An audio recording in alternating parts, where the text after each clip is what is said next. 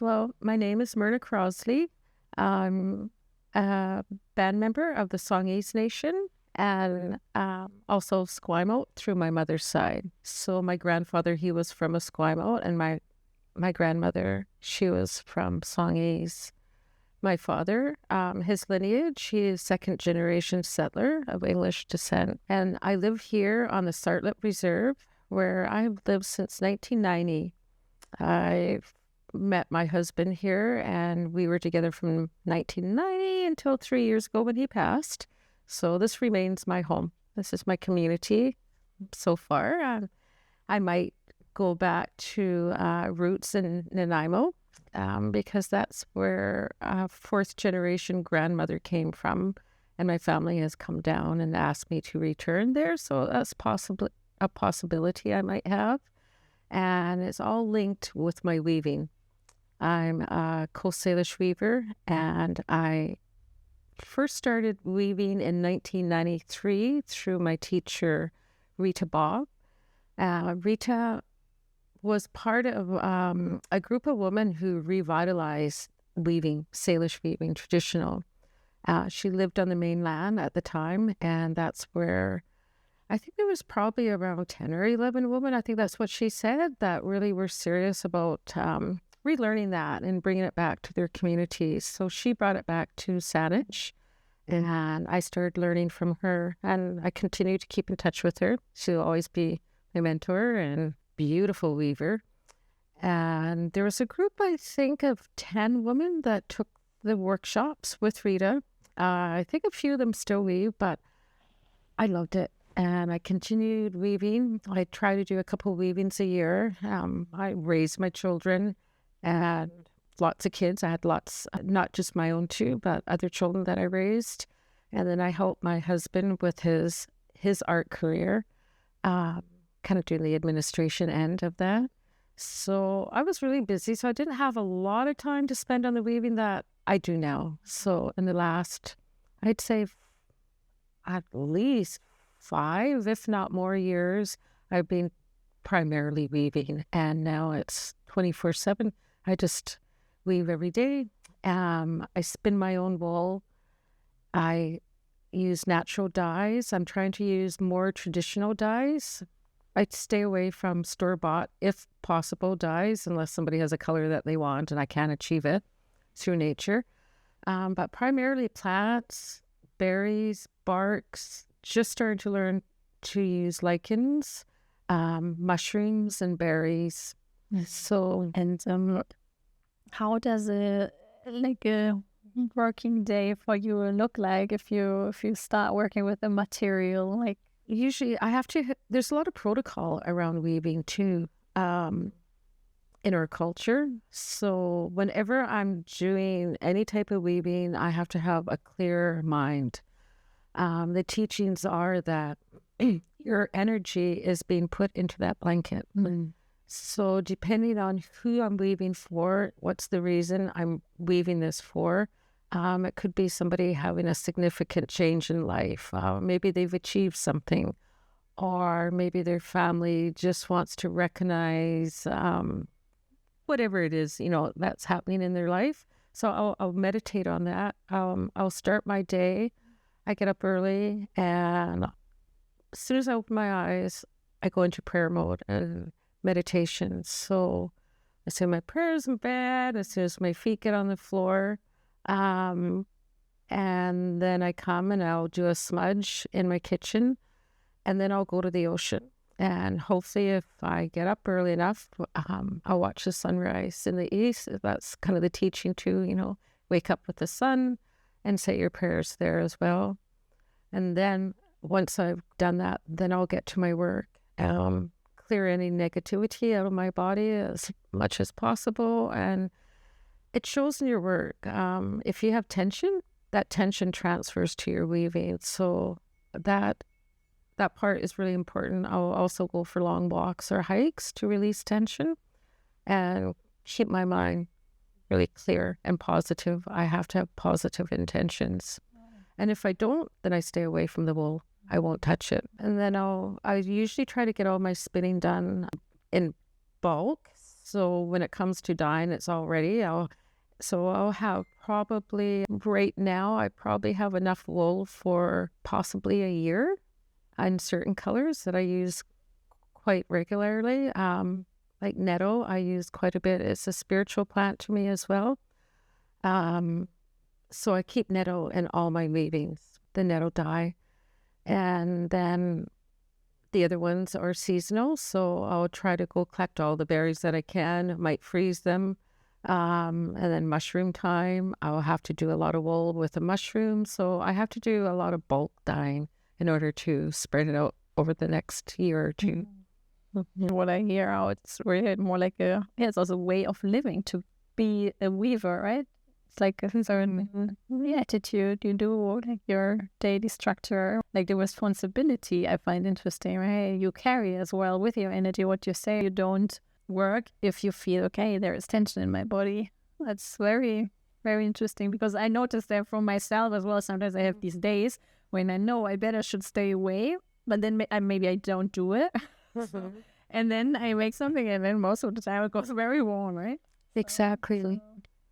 And do you find that with spinning? In general, everything related to art, I would say. I was talking with a friend, and I was spinning away, and then this negative thought came into my head, and right away my wool broke. And I'm like, okay, I got to get that out of my head. But it was instant. And it was, it carried immediately. Transferred. Yeah.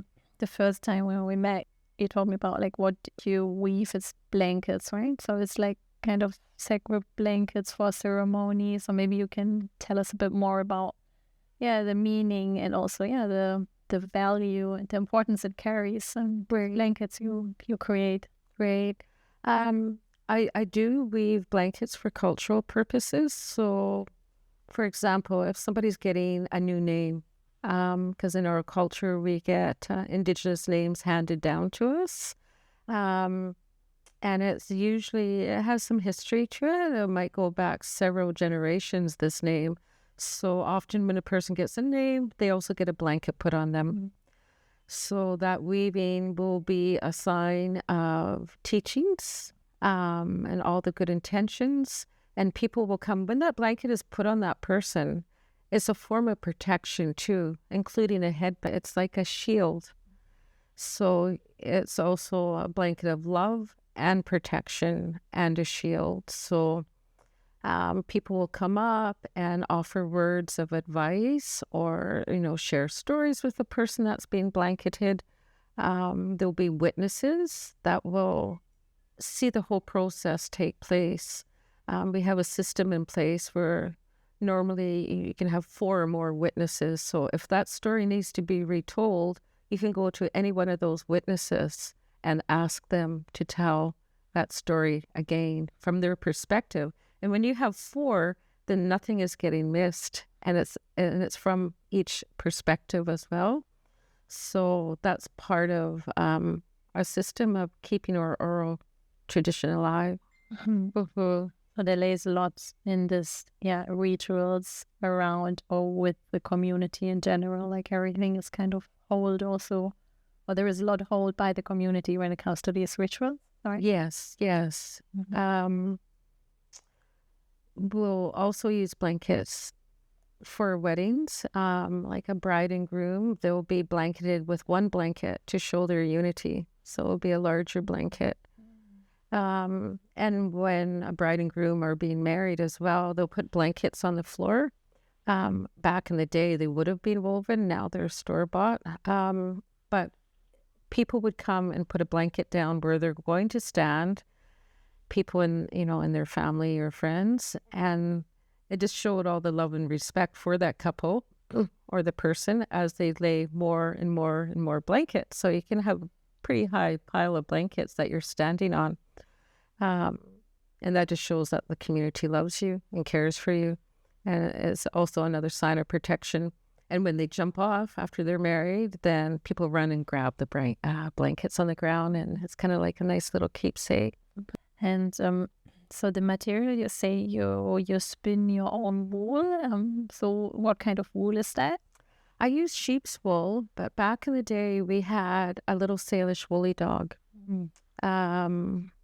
trying to think of a dog that I think of, a Bichon possibly. There's a Japanese dog that looks very similar.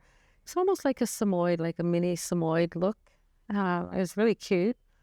Our woman would have a collection of dogs, maybe 10, 15. I'm not sure how many back in the day. The more dogs she had, it just showed that she could care for them and feed them. And they were fed really excellent diets of salmon and meats. So, but primarily, I think salmon was one of the main foods and the fatty part of the fish. So they would comb out their hair and use dog hair. And they would also be kept on islands or isolated from other dogs. So there would be no mixing of the breed. And then they became extinct. I think the last dog that was alive in this area was in the 1950s over in East Salish Reserve. But they also mixed in mountain goat hair. So we would go over to the mainland and either do trade or go collect in certain areas that we were able to and mix the dog and goat hair together. But now we use sheep's wool. Yeah. Yeah. Yeah, it's interesting. Like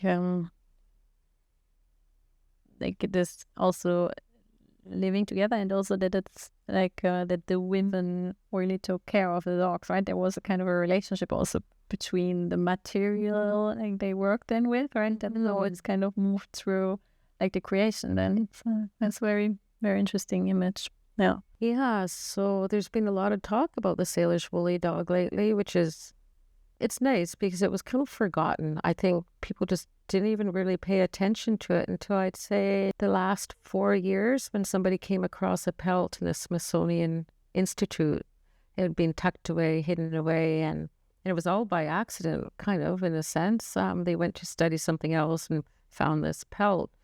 So there's been a lot of research going into the DNA of the dog, and yeah, I think they even talked about possibly, could you bring back that dog, with science today. So yeah, it's interesting to see the history that dog has with our culture. And I believe they said that when they bred that dog, they bred it to a certain point and where they found it was just perfect for what it was being used for. So they maintained that, I guess, the breeding of that dog for a span of 5,000 years, I think I've heard. Yeah, wow. I also remember last time we met you, like this moment, right? How, the arrival of the settlers changed the possibilities to work with the natural material, like with the original materials, like the woolly dog, for example, right? But you also told me that they still kept on working with everything they could find. Maybe you can tell us a little bit more about that period. With the loss of the dogs, our people had to use wool, but there was a time period where I seen in the museums the women had nothing to work with, so they used rags. They wove with rags, and I always say it touches me to think that, they never gave up. They were resilient and they hung on to that practice when they had hardly anything, just rags to work with. So, but it transferred over to sheep's wool, and then the weaving seemed to die out in a sense. Knitting became primary. Like we have the Cowichan sweater, that's what they call it, Cowichan style, but, women all over the southern part of Ireland here and men do a lot of knitting. So the weaving kind of was, I can't say lost, but it was just kind of put on hold, I guess, in a sense that wasn't predominant in our communities. Like it's making a comeback now. There's lots of weavers out there. A lot of people are learning and wearing the blankets, and they can be quite heavy too, and they're really warm. One blanket I think I made for a fellow, he was quite tall, was 11 pounds. Wow. Wow. Wow. And so in the blankets, and maybe, I don't know, maybe you can show us also something, maybe we can bring one here, and I don't know, like about the colors, and maybe because we spoke about, that the plants, they carry certain aspects, right, when it comes to healing, and so maybe we can dive into that a little bit if we look also at the material. Okay. Here, it's a bit on the smaller side, but I gave this to a friend. I did this last year, and this brown here is dead man's foot mushroom. And this kind of a peachy tan, I guess, that's lobster mushroom. And this wine color would be the cochineal bug. And I do use barks and roots from other sources, Latin America, the bugs they grow on the cactus. And then here I used onion skin. And this black, I cannot remember how I got it. It's really hard for me to get black. I wish I'd wrote that one down. Yeah. So, and I like this blanket too because it kind of shows the different techniques. So here we have the twill weave, and it shows the pattern going a certain angle this way, and then you reverse it and it gives the opposite direction. And then a lot of geometric, and then this is the twill, and it gives a different effect. When you use different colored wool, you can really see the difference here. It's a little sitting blanket, so if we went to the big house, you want to reserve your spot at in the big house, you put your blanket down. So, and again, I believe this color here is the nettle, and I can get different colors of nettle. Nettle and hedge nettle, I'm not sure. For me, nettle is kind of my spiritual plant. To me, it really helped me when I was younger. I had been diagnosed with arthritis in my foot, and they just said, you're just going to get worse and worse and worse. And I'm like, no, I can't allow that to happen. So I did my studying of medicines, our traditional medicines, and nettle was one of the main ones I took. And it disappeared. All the inflammation went. The bump that I had, it disappeared, and I can keep it. I don't know whether I've totally gotten rid of it but I have no signs of it. So, and it's the plant, my medicine plant for sure. And again, this is the cochineal, a different shade. The other thing too, what I find with plants is where I gather them from. What is the soil condition? Like after many years of using the same plants, I get different colors, and got me thinking like, okay, what time of the year? Because some plants like nettle, I can harvest over at least 3 times in a year because it keeps growing back. So I'll look at the color that I achieved. Where was the soil? Was it rich soil? Was it kind of not that great of soil? What was the weather like? And I see that, I guess you call it global warming, whatever. It has an impact on the plants that I'm using as well.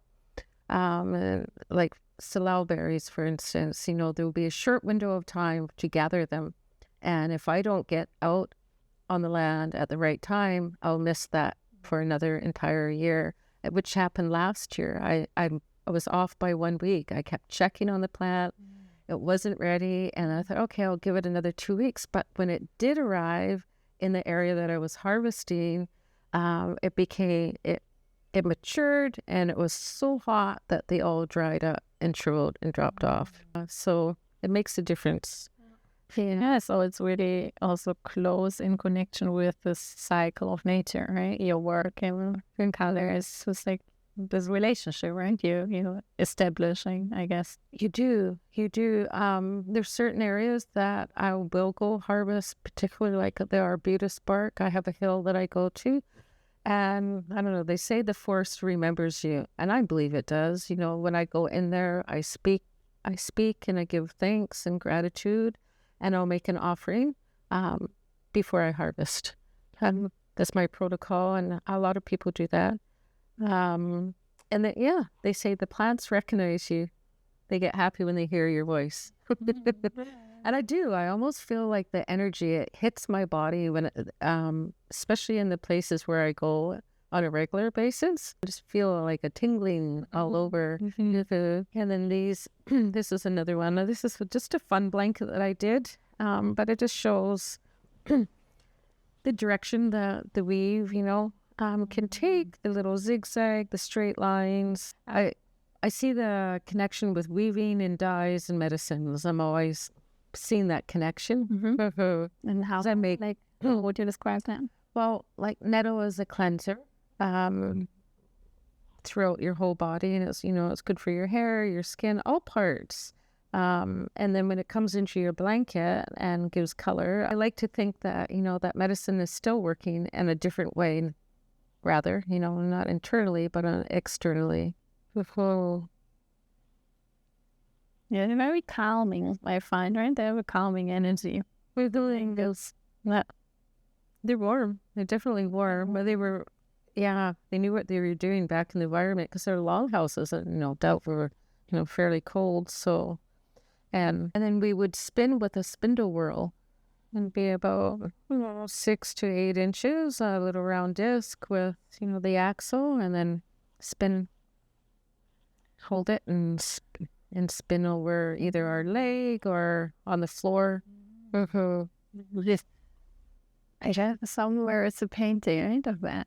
There's a large spindle whirl on the wall over there as a replica of one. So the carver would make it for the lady and put an image on there, and that would be kind of a form of meditation as well. So you'd look at that image and you'd probably, like pick your spiritual figure that you would have want on there.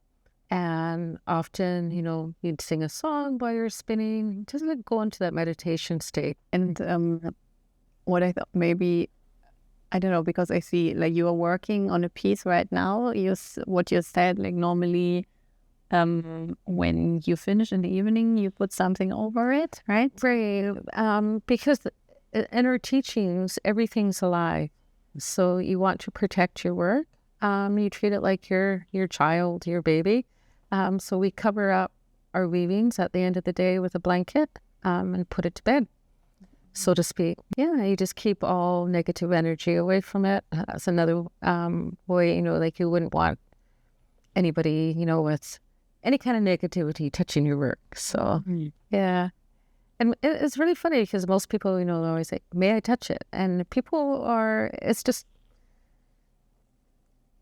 natural for people, to question it and treat it like it is something, to be careful with. That's true. And it was my uncle, when he came down, he found out that I was weaving. I haven't seen him in years. And then when my late husband, he had passed, and I think it was in the second year, 2 years, I guess it was 2 years ago now.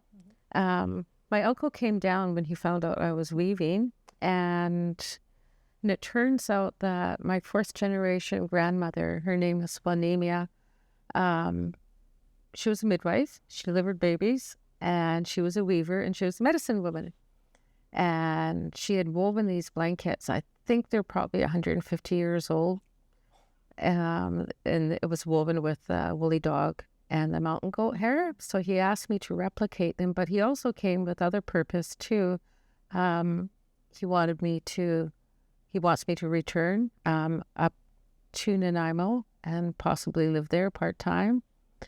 But, and teaching me the medicines that go along with the weaving. So yeah, the medicines again popped into my life as being really important to the work that I'm doing. So hopefully one day I'll have a yard full of all the plants I'm going to either use for food, indigenous plants for food, medicine, and dyes. Get this yard transformed into that. Yeah, because I can imagine also, as you said, right, madder here, for example, right, it's like not a native plant, right, that the entire, fauna also changed through the arrival of the settlers, right? So where also like the colors change, right? The skin of colors. Right. And I don't know what the trade system was like back then, but I know we had far-reaching trading happening, we've learned over time. So anything in the Americas, I'm sure, we would have agreed to anything that came along our way, right? So I'm not shy about using other colors, but I do like to use our indigenous plants as much as possible. it's a learning process for me too. And certain, you have a relationship with the plants. So, going back to the land over and over again, and it's kind of, it's like a gift, I guess. What I was thinking would be maybe nice, but I know you're working on something right now, so you probably don't want like a working piece to get filmed. Oh, no, that's fine. Yeah, because maybe we could go over there and you could explain us a little bit about like the technique. Okay. Is that okay for you? Yeah. Those. This is a traditional loom. And I have one back here my son's made me. It's got the split frog feet on the bottom, and then the frog up top. And this loom here is all cedar. It's really lightweight. I only need 2 people to help me, just 2 of us to take down and rearrange. I often, in the summertime, I'll weave outside. I like being outside. Yeah. So this is the floating bar. It moves up and down. So when I start, I'll start at the top here and then, pull it down as time goes. So this loom here is capable of making, with the fringe, 12 foot in length. And I think I'm not sure how wide this is. I think it might be 8. So this is this would be like a sitting blanket size, but what I'm doing is kind of showing, it's going to be students that are going to be looking at this. So I want to show them what a ceremonial blanket would be like. So often we would do the trim around the edge of the blanket, similar to this. And then the center part would be a twill. So this is twine, the twine weave with the patterns here, similar to this. And then the center will be the twill. And the chieftain, like a chieftain blanket, would be from the neck to the ground. So they would have the larger blankets, whereas, other ones and such high status would have a shorter blanket. And same with the headbands too, like the tassels on the headbands for chiefs were really long, whereas, the ones that were in that would be shorter. Interesting.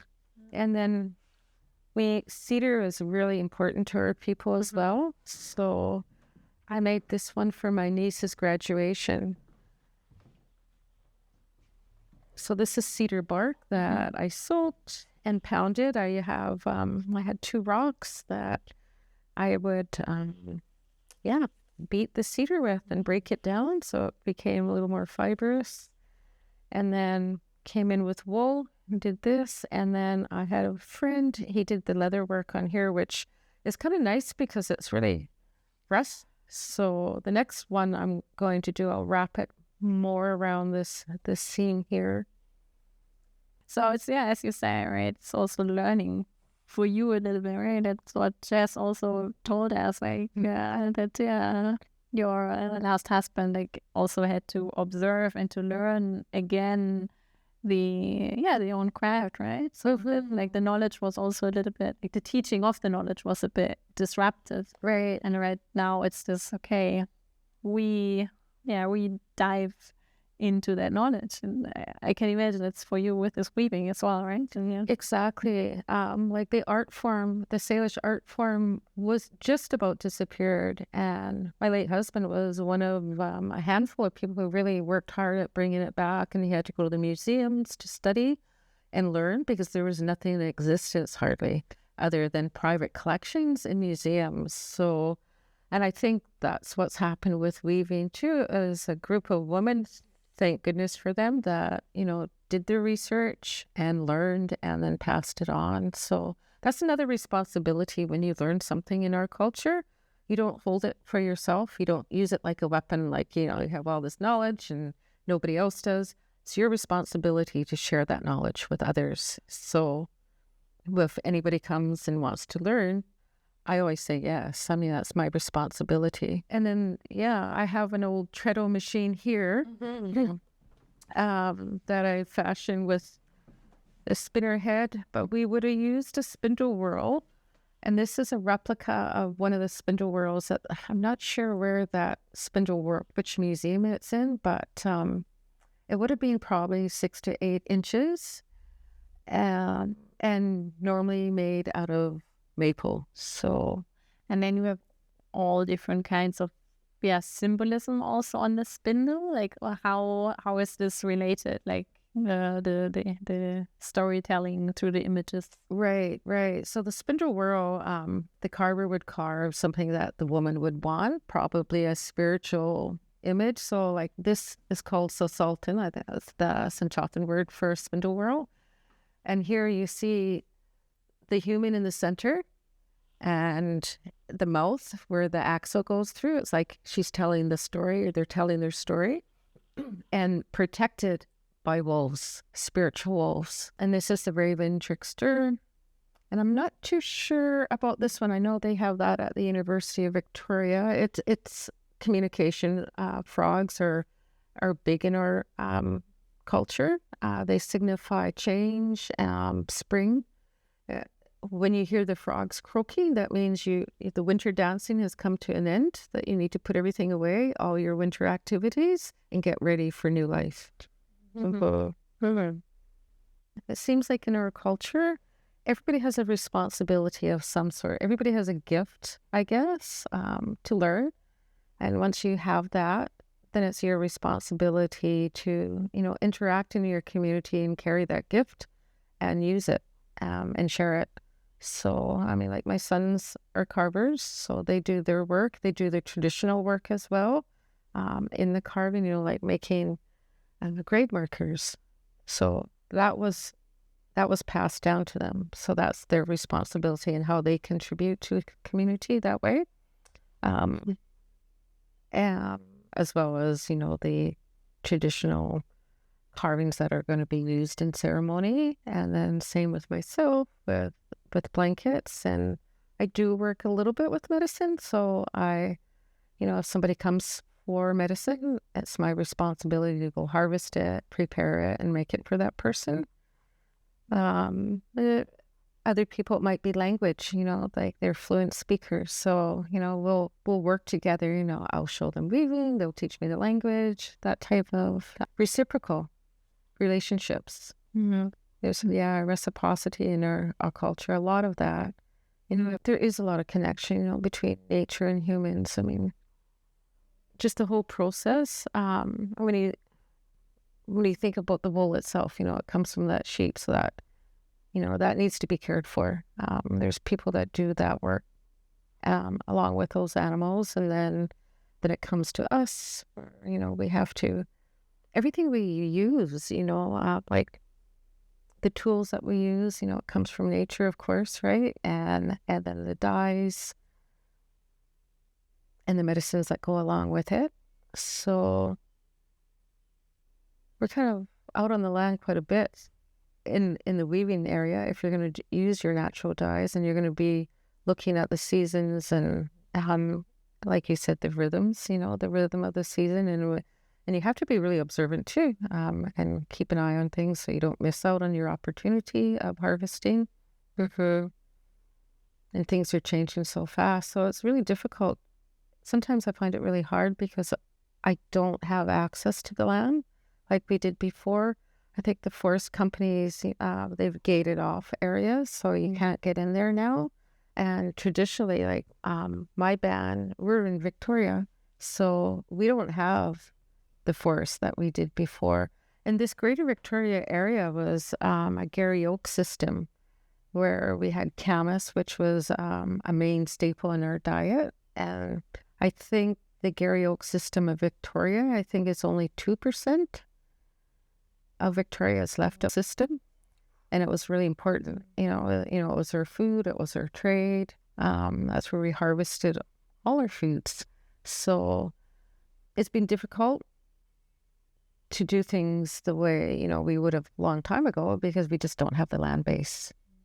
Or we don't have access to the land that we should have access to. Like if we could just try to restore what we've got. I mean, like this land here there's Gary oaks all throughout the reserve.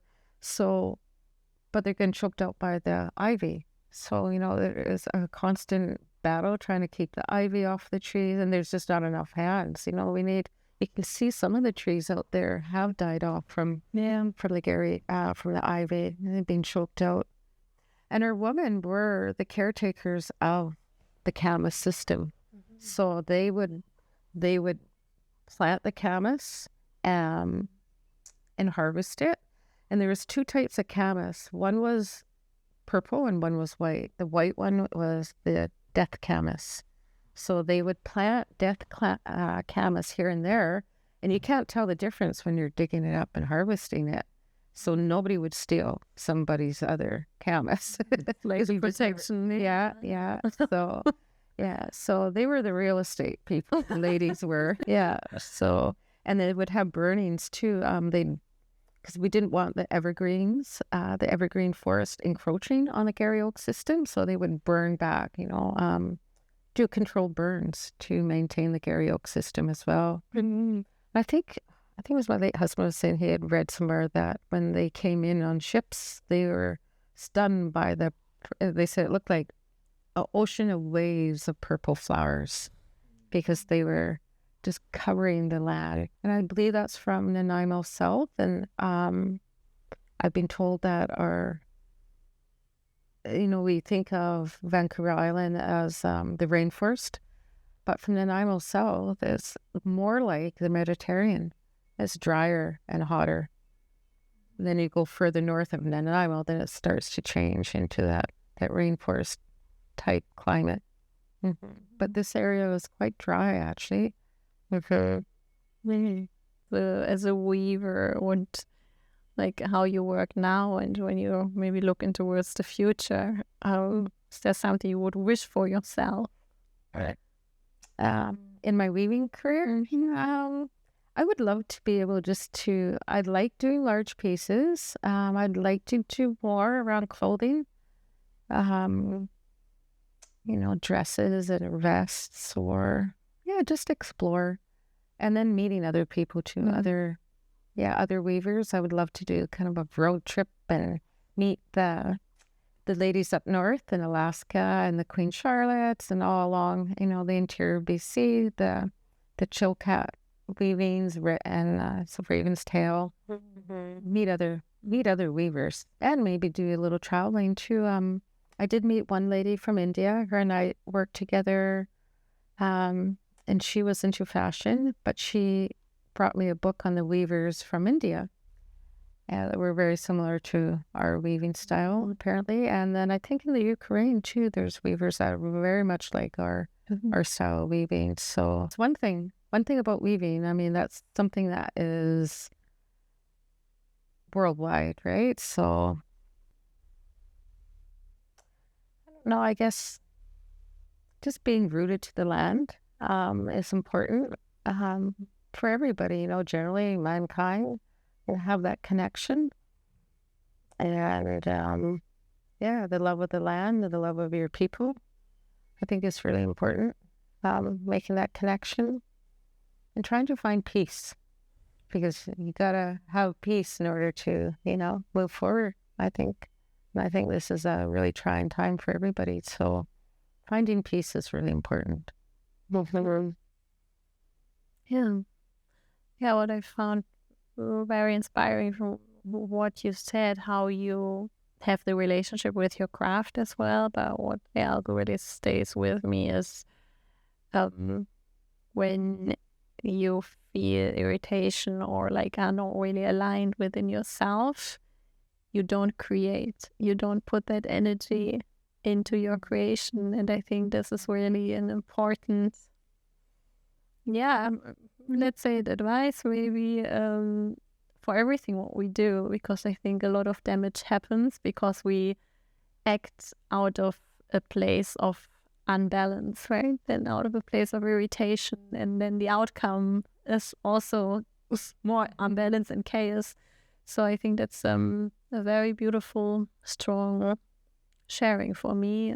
So thank you for that. I'm definitely gonna think also influence the way how I gonna look when I work and when I stop to work. Yeah. But yeah.